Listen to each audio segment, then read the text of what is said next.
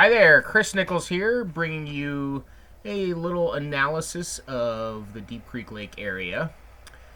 Usually, when you meet someone who has a house here, one of the first things that comes up is how long they've been here.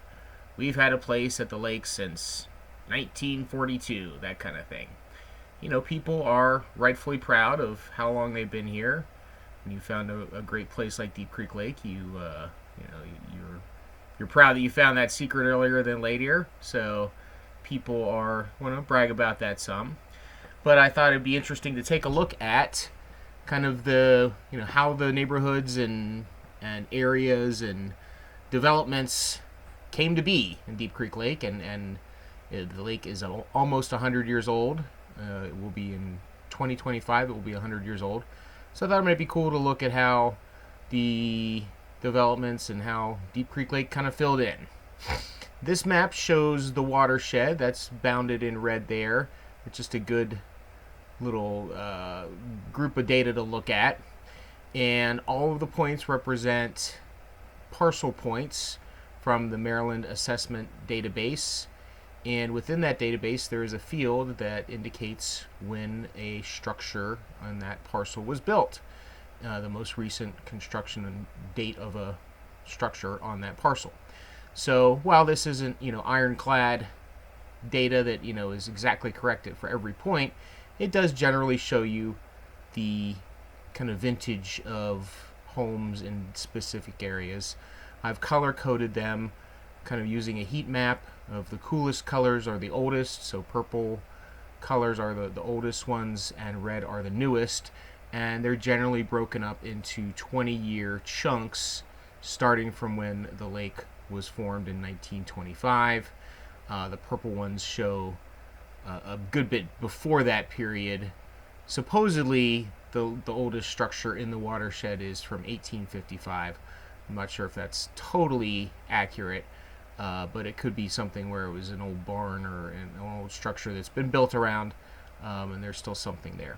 But generally, this data is interesting in that it gives you kind of some of the trends of when certain areas of the lake became developed and moved into. So it's a little tough with how all the dots are on top of each other. You can see a couple of interesting trends. You can see Holy Cross down here, one of the last major big development areas of the lake. You can see kind of the Blakesley area, some of the other ones that were done in the 80s, and just generally kind of the trend of development. But what we're going to do is peel back all of this data back to the very beginning, and we are going to look at the historical view before there was even a lake. So this is a topographical map from 1901 that shows the path of Deep Creek. There was no lake. That didn't happen until 1925. Wending its way down to the Youghiogheny River over here. And there's some interesting stuff. We'll zoom in real quick and look at some interesting little areas. You can see here the Thayerville area. So we've got, what will be Unos and Arrowhead and all of that in this area. There was actually a dam on Deep Creek at one point. Formed a very small lake for raising fish to be fished in other places. You can see what will become Glendale Road here, 219. Some other features that are starting to come, to the lake that we know today. I'm going to go ahead and put on those points that are supposedly still standing from before the lake was formed, so 1855 to 1925. You can see some interesting spots of, here in McHenry, there was actually a settlement. Are any of these spots still kind of standing? It may or may not be, totally the case, but it's still interesting to see that, there was a little settlement here in McHenry. Here's what will become 219, Mosser Road area that's going to become the college, Bumblebee Road there. So it is a lot of the roads and layout of stuff is familiar, even though there is no lake here yet. Let's go ahead and put the lake on. So now it's 1925 all of a sudden.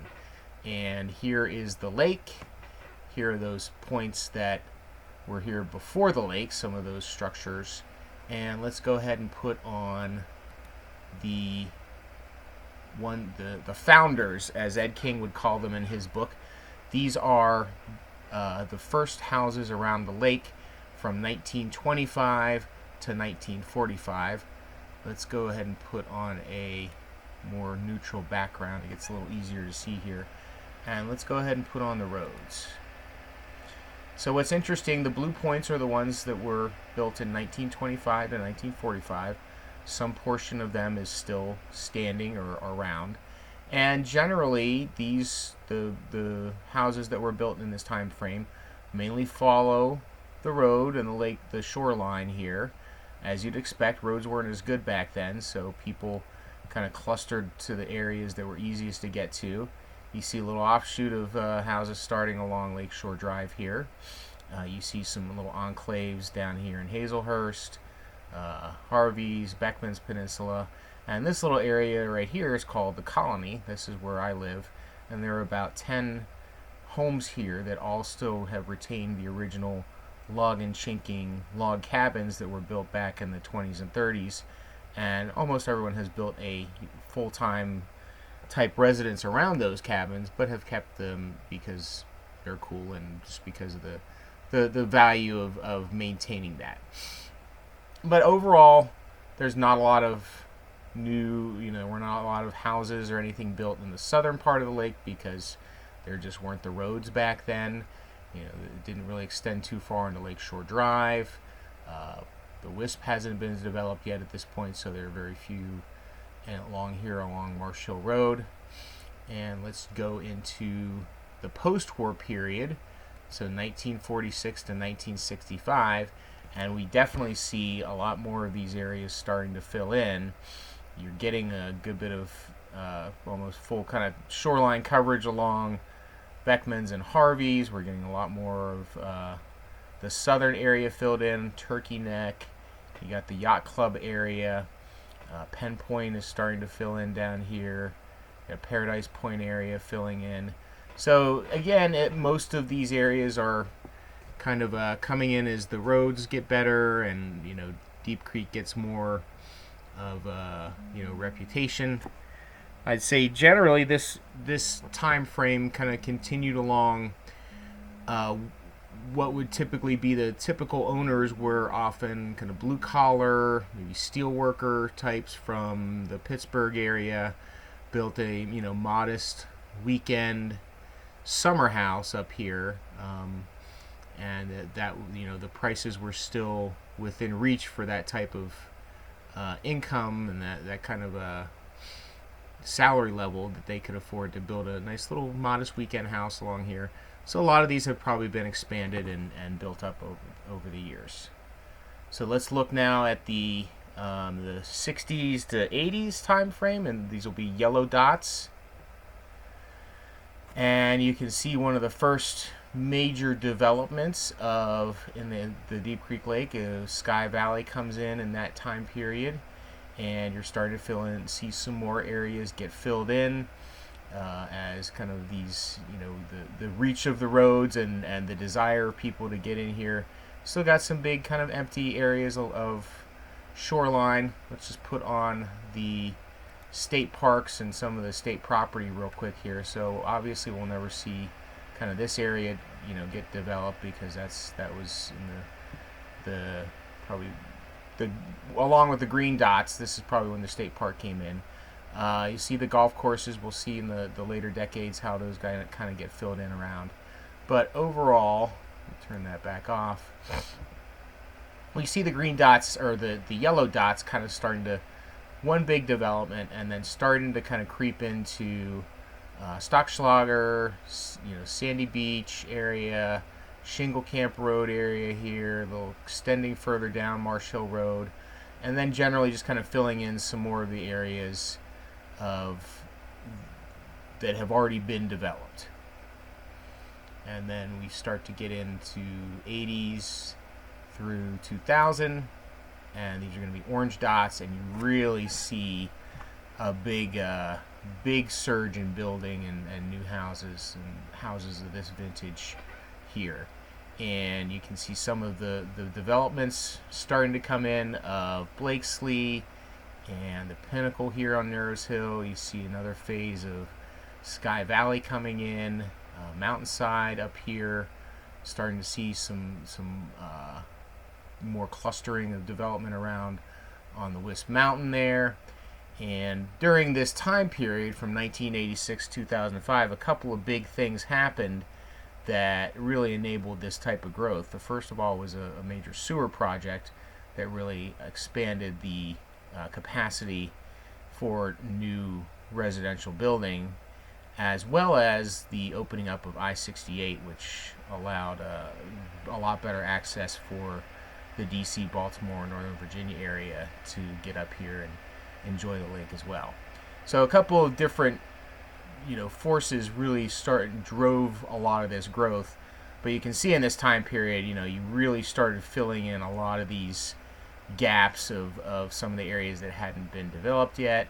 You're starting to get some of the bigger subdivision developments coming in. And then in our last tranche here, 2006 to 2022, I'd say the biggest kind of new development in that era was the Holy Cross development that came in. You're starting to see some of these golf oriented, so Waterside Greens comes in there. Some of the golf oriented developments on top of the Wisp Mountain there, and generally just filling in and probably maybe doing some tear downs and rebuilds of some of the prime areas along the lake as well. So that was kind of the history of how this happened. It is a lot of dots. It's may seem overwhelming. I think that there's some opportunity for improvement, but overall the growth is being managed pretty well. And it's not the same lake that any of us grew up with, but it's all of the nice amenities that we have, the fact that we have a very robust economy, a lot of job opportunities for local residents. It's definitely always a balance of the continued development and the economic opportunities that come with that versus the protection of what makes this so special. But whether you've been here for a long time or you're just starting to come to the lake, I think we'll all agree it's a pretty special place, and we all want to try and work to keep it that way. And I think we do a decent job, but we can always do a little better. But until I run into you all out on the lake sometime, take care and enjoy yourself.